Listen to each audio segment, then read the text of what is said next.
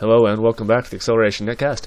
In this episode, we've got a problem wherein we've got two tables, right? We've got this data table right here, and we've got this data table right here that were from separate sources, and we want to merge them. Notice that they both have IDs, both tables have IDs, and what we want is we want a new table that contains all these columns as well as this column, but we only want it for rows where the ID appears in both tables, okay?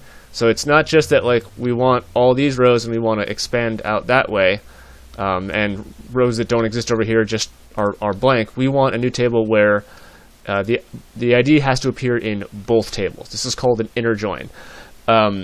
So I was thinking about some ways to handle this in regular Excel. I knew that wasn't the best way to do it, but the more I thought about them, the more I realized they were really terribly complex, and that really isn't the best way to go. So I think the new cool shiny way to do it is to use PowerQuery. However, not everybody has PowerQuery, so I wanted a solution to start off with that used a solution that used options and features that everybody had. So what I came up with was this, and it's pretty quick, and I think you'll like it. So the first thing you want to do is open up a new workbook. I've already got a new workbook open called Episode 20. You don't technically have to open a new workbook, but it's probably a good idea to separate your source data from your model. So I'm going to go up here to I'm going to click right there, go up to Data. I'm going to go get external data from other sources, and I'm going to use from Microsoft Query. And this feature has been in here forever. When I click it, we're going to get into Time Machine and take a little adventure back to, well, it looks to be something around 1988, or 98, not quite that old. So I click it. All right, this is looking a little bit older. So what I want to do is we're going to choose our data source. We're going to make sure that this use the query wizard to create edit queries is unchecked. You do not want that checked, otherwise it will not work properly. We're going to click Excel Files, and we're going to click OK. So now, we've got, here's our 1998 dialog box. What it wants to know first is, where is this data that you want to query from? Well, it's handily here. You're going to want to navigate and find your data workbook. Mine's just in a workbook called Data. It's right there in the same folder. I'm going to click OK. And now it wants to know, all right, which tables would you like to add? And it's treating each tab as if it were a table. So you have to format your source workbook correctly, with first row being headers and everything else being data. At work, when I did this, all of these checkboxes were automatically checked by default, but when I came to do it at home, for some reason System Tables was unchecked, and System Table is the one that treats every tab as its own table.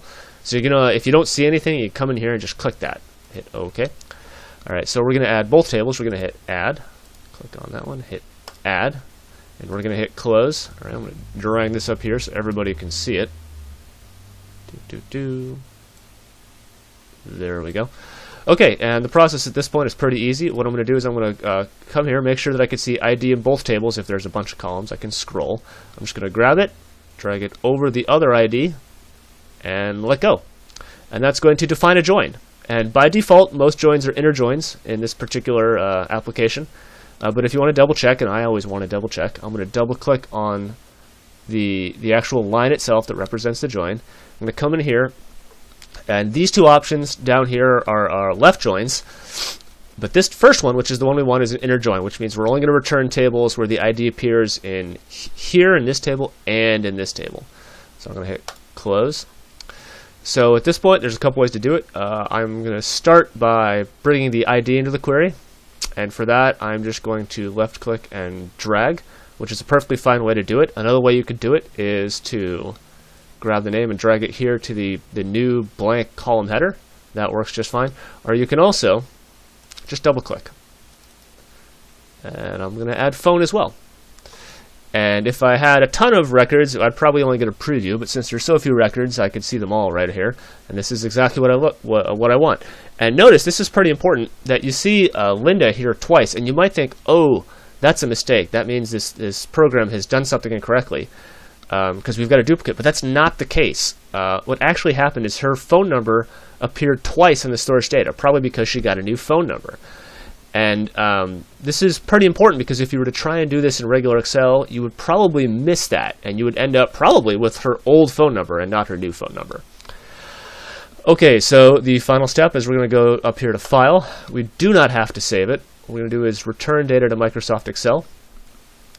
And it says, hey, where do you want to return it? Well, I've got a nice blank sheet here, so I can just hit OK. If you're on an existing sheet, you can hit New Worksheet. But I'm just going to hit OK. OK.